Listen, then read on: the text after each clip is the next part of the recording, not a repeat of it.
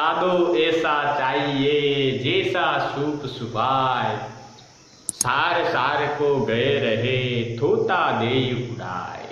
दोस्तों, व्यक्ति को ऐसा होना चाहिए कि जिस प्रकार से सूप होता है, सूप का मतलब छाजला, जो कि अनाज को अच्छे अच्छे अनाज को अपने पास रख लेता है और फालतू की चीज़ों को फेंक देता है। तो इंसान को, साधु का मतलब इंसान को ऐसा ही रहना चाहिए कि जो अच्छी अच्छी चीज़ें हैं उसको तो आप ग्रहण करिए और जो फालतू की रहती है उनको आप छोड़ दीजिए। क्योंकि आजकल व्हाट्सएप का ज़माना है, जो है ऑनलाइन का ज़माना है, पता नहीं कितना कचरा भरा रहता है, हम डिसाइड ही नहीं कर पाते हैं कि कौन सा अच्छा है और कौन सा गलत है। तो ये अपनी पहचान होनी चाहिए कि जो अच्छा है वो ही ग्रहण करें और फालतू के कचरे को साइड में कर दें और अपने लक्ष्य की ओर बढ़ते चलें। तो दोस्तों, सभी को नमस्कार।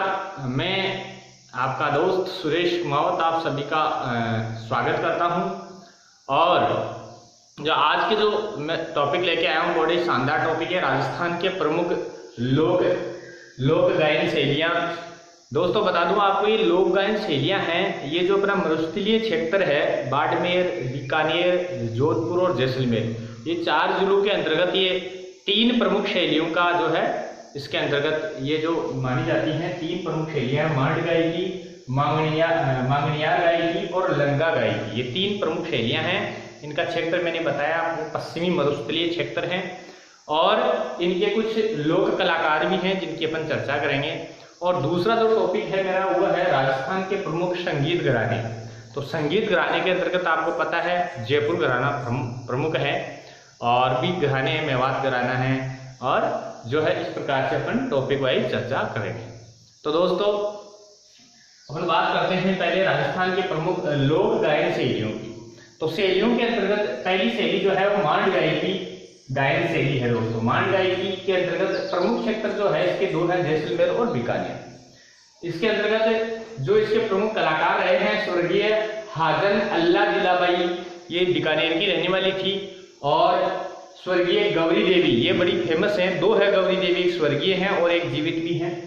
तो स्वर्गीय गौरी देवी ये भी बीकानेर से ही बिलोंग करती थी। और फिर एक मांगी बाई, ये बहुत बार एग्जाम में पूछा गया है दोस्तों, मांड गायिका की प्रमुख कलाकार के अंतर्गत ये मांगी बाई थी, ये उदयपुर की थी, और गौरी देवी थी, ये पाली की थी दोस्तों। और ये रहने वाली पाली और उदयपुर की थी, लेकिन इनका जो घराने थे, इनका जो क्षेत्र था वो जैसलमेर और बीकानेर था। नेक्स्ट बात करते हैं मांगणियार गायकी की। तो दोस्तों, ये बाड़मेर, जैसलमेर, जोधपुर, याद कैसे रखेंगे, जैसलमेर, बीकानेर, तो अब क्या जोड़ देना इसमें, जैसलमेर है, बाड़मेर और जोधपुर और जोड़ देना है। इसके बाद इसके जो लोक कलाकार है वो है सापर खां मांगणियार, गफूर खां मांगणियार और रुक्मा देवी, इनकी प्रमुख कलाकार है। नेक्स्ट जो और लास्ट अपनी जो शैली है वो लंगा गायकी है। 3 शैलियां मैंने बताई आपको, मांड गायकी, मांगणियार गायकी और लंगा गायकी। लंगा गायकी की दोस्तों जो क्षेत्र है वो है बीकानेर, बाड़मेर, जैसलमेर और जोधपुर। तो ये ओवरऑल यदि सभी को देखें तो अपन ये जो पश्चिमी मरुस्थलीय क्षेत्र है, यानी ये गायकियां विकसित हुई। और इसके जो कलाकार है, अपनी लंगा गायकी के जो कलाकार है वो है मेहरदीन लंगा जी और अल्लादीन लंगा और करीम खां लंगा और एक फसे खां। तो ये 4 कलाकार है दोस्तों, मेहरदीन लंगा, अल्लादीन लंगा और करीम खां लंगा और फसे खां। दोस्तों, ये गायकों के नाम कैसे पड़े, ये जो कलाकार थे जिस कास्ट या जिस समुदाय को बिलोंग करते थे उसी के अनुसार ही इनका जो है गायकी के नाम पड़े। जैसे अपने पढ़ रहे हैं लंगा गायकी, तो ये लंगा है, अल्लादीन लंगा है, मेहरदीन लंगा है, ये मांगणियार है, तो ये सापर खां मांगणियार है।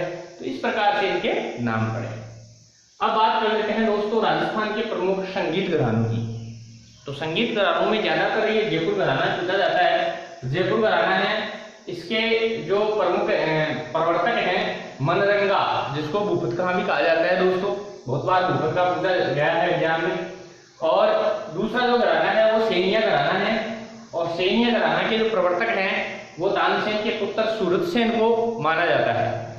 और कत्थक घराना जयपुर, देखो एक तो जयपुर घराना है, एक कत्थक घराना जयपुर, जिसके प्रसिद्ध भानु जी हैं। तो ये दोनों क्वेश्चन जो है अच्छे से पढ़ करके आपको करना चाहिए कि केवल जयपुर घराना है तो मनरंगा भूपत खां आएगा इसका आंसर, और कत्थक घराना जयपुर आया तो इसका आंसर भानुजी आएगा।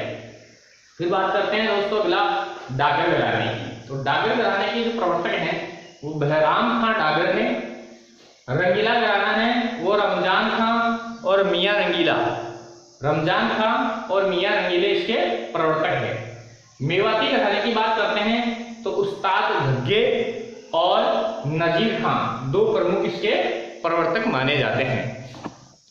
अगले टॉपिक की बात करते हैं दोस्तों राजस्थान के प्रमुख लोक नृत्य। राजस्थान में कौन सी जगह पर कौन सी जनजाति के द्वारा कौन सा नृत्य किया जाता है, इसकी चर्चा अपन इस वीडियो में करने वाले हैं। तो पहले बात कर लेते हैं शेखावटी क्षेत्र। दोस्तों बहुत बार एग्जाम में पूछा गया है ये क्वेश्चन कि शेखावटी क्षेत्र के अंतर्गत कौन सा नृत्य किया जाता है। तो एक ही साथ आपको 4 नृत्यों के नाम रखने हैं। कच्ची घोड़ी नृत्य, ये सेकंड ग्रेड में आया हुआ क्वेश्चन है। गींदड़ नृत्य, चंग नृत्य, डप नृत्य, ये 4 जो नृत्य हैं, कच्ची घोड़ी, गींदड़, चंग और डप, ये चारों जो नृत्य है वो शेखावटी क्षेत्र के अंतर्गत किए जाते हैं। उसके बाद कर लेते हैं मारवाड़। मारवाड़ बोले तो जोधपुर, वर्तमान का जोधपुर क्षेत्र को प्राचीन काल में मारवाड़ के नाम से जाना जाता था। तो मारवाड़ में डांडिया नृत्य किया जाता है। तो मारवाड़ का डांडिया नृत्य है दोस्तों। अब बात करते हैं भरतपुर की। भरतपुर के अंतर्गत बम नृत्य किया जाता है। ब से भरतपुर, भरतपुर ब से ब याद रख लेंगे। भरतपुर में बम नृत्य किया जाता है। फिर बात करते हैं झालावाड़ में। तो झालावाड़ में दोस्तों बिंदोजी नृत्य किया जाता है। फिर बात करते हैं जालोर में। तो जालोर में ढोल नृत्य किया जाता है। जालोर का ढोल टूटा हुआ है ऐसे याद रख सकते हैं। तो जालोर में ढोल नृत्य किया जाता है। फिर बात करते हैं बीकानेर के अंतर्गत। तो बीकानेर में अग्नि नृत्य, अग्नि नृत्य, बीकानेर की जो दशनाथी संप्रदाय है दोस्तों वो अग्नि के जो है ऐसे खीरे जला करके उनके ऊपर नृत्य किया जाता है। तो दशनाथी जो सिद्ध होते हैं वो इस नृत्य को करते हैं। फिर नाथद्वारा की बात कर लेते हैं राजसमंद के अंतर्गत। तो नाथद्वारा में दोस्तों डांग नृत्य किया जाता है, यानी कि नाथद्वारा की डांग, ये आपको याद रखना है। फिर दोस्तों कुछ प्रमुख जातियां हैं, जनजातियां हैं, तो उन जनजातियों के नृत्य भी हैं, तो उस पर अपन चर्चा करेंगे। भील, जो भील जनजाति है दोस्तों 2 प्रकार के होते हैं भील। एक तो भील मीणा होते हैं और केवल एक भील होते हैं। जो केवल भील होते हैं उनके कौन कौन से नृत्य हैं, इसमें गेर नृत्य हैं, ग्वरी नृत्य हैं जिसको राई भी कहा जाता है, और युद्ध नृत्य हैं और द्विचकी नृत्य हैं। तो दोस्तों ये 4 नृत्य आपको भीलों के साथ याद रखने हैं। गैर नृत्य, ग्वरी नृत्य, युद्ध और द्विचकी।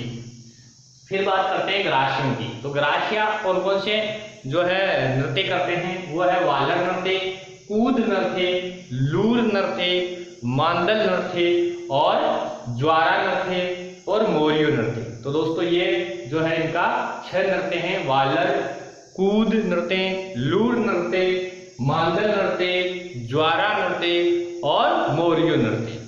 अब बात करते हैं कथोड़ी जाति। कथोड़ी जो जनजाति है उसका जो नृत्य है वो है मावलिया नृत्य और होली नृत्य। तो दोस्तों कथोड़ी जो जनजाति है वो जो नृत्य करती है वो मावलिया नृत्य और होली नृत्य करती हैं। मेऊ का जो क्षेत्र है आपका अलवर और ये जो हरियाणा का कुछ क्षेत्र है उसमें मेव रहते हैं। तो मेऊ के जो नृत्य हैं वो रणबाजा नृत्य और रतवई नृत्य हैं दोस्तों। 2 आपको याद रखने हैं, रणबाजा नृत्य और रतवई नृत्य। अब देखो भीलों के अपने ऊपर पढ़े थे गेर, गवरी, युद्ध और द्विचकी। अब भील मीणु का यदि पूछ लिया जाता है क्वेश्चन को बड़े ध्यान से पढ़ना पड़ेगा अपन को कि यदि भील मीणु का पूछा जा रहा है तो भील मीणु का एक ही नृत्य है दोस्तों, नेजा नृत्य। और गुजरू की बात कर लेते हैं, गुजरू का है चरी नृत्य दोस्तों। और सहरिया जनजाति, सहरिया जनजाति जो है उसका शिकारी नृत्य है। और अब कंजर जनजाति का बात करें तो कंजर जो दोस्तों है वो चक्री नृत्य करते हैं। आगे दोस्तों अपन कुछ प्रमुख प्रशस्तियां हैं राजस्थान के अंदर, तो इससे रिगार्डिंग भी अपन जो है एग्जाम में क्वेश्चन पूछ लिया जाता है। तो प्रमुख प्रशस्तियों की अपन आज इसमें चर्चा करने वाले हैं। तो राजस्थान की जो प्रमुख प्रशस्तियां हैं वो है, पहली है कीर्ति स्तंभ प्रशस्ति। तो दोस्तों इसमें अपन इस राजा का, किस राजा की कार्यकाल में इसका जो है निर्माण किया गया और किसके द्वारा, उसके रचयिता कौन थे उसके बारे में भी चर्चा करेंगे। तो कीर्ति स्तंभ प्रशस्ति महाराणा कुंभा के काल में इसकी रचना की गई थी। और इसकी जो रचयिता थे वो महेश भट्ट के द्वारा इसकी रचना की थी। महाराणा कुंभा राजा थे और महेश भट्ट के द्वारा इसकी रचना की थी। दूसरी जूनागढ़ प्रशस्ति, जैसे कि जूनागढ़ जो है किला है वो बीकानेर में है। तो दोस्तों जो बीकानेर का राजा राय सिंह था उसके शासनकाल में इस प्रशस्ति का निर्माण किया गया था और जय्यता के द्वारा, जय्यता एक रचयिता का नाम है, जय्यता के द्वारा इस प्रशस्ति को बनाया गया था। अगली है जगन्नाथ राय प्रशस्ति दोस्तों। तो जगन्नाथ राय प्रशस्ति है वो मेवाड़ के राजा महाराणा जगत सिंह के काल में इसका निर्माण किया गया था और कृष्ण भट्ट के द्वारा इसकी रचना की गई थी। तो जो जगन्नाथ राय प्रशस्ति है वो महाराणा जगत सिंह मेवाड़ के राजा थे और उनके कार्यकाल में इसका निर्माण हुआ था और कृष्ण भट्ट इसके रचयिता थे। राज प्रशस्ति दोस्तों वेरी वेरी इंपॉर्टेंट है। महाराणा राज सिंह, ये भी मेवाड़ के ही थे, मेवाड़ वर्तमान का उदयपुर। तो महाराणा राज सिंह जो रणछोड़ भट्ट तेलंग के द्वारा इसकी रचना की गई थी। लास्ट और अंतिम जो प्रशस्ति राजस्थान में वो बिजोलिया शिलालेख। दोस्तों बिजोलिया शिलालेख है वो चौहान वंश का वर्णन करता है। अब इसमें पर्टिकुलर राजा का आपको ध्यान में नहीं है, तो चौहान जो वंश है उसका इसमें वर्णन है और गुणभद्र के द्वारा इसकी रचना की गई है दोस्तों। तो ये कुछ प्रशस्तियाँ थी। इसी के साथ मैं इस वीडियो को आज इतना ही बनाऊंगा और मैं अब ये चाहूँगा कि आप इसको ज़्यादा से ज़्यादा शेयर करें, लाइक करें और एकदम काउंटिंग अंगुलियों पे गिनने वाले ये जीके के हैं, छोटे छोटे वीडियो हैं, आप रोज़ रोज़ देख करके इसको याद करेंगे। ऐसी आशा और आकांक्षाओं के साथ आपका दोस्त सुरेश। जय हिंद, जय भारत।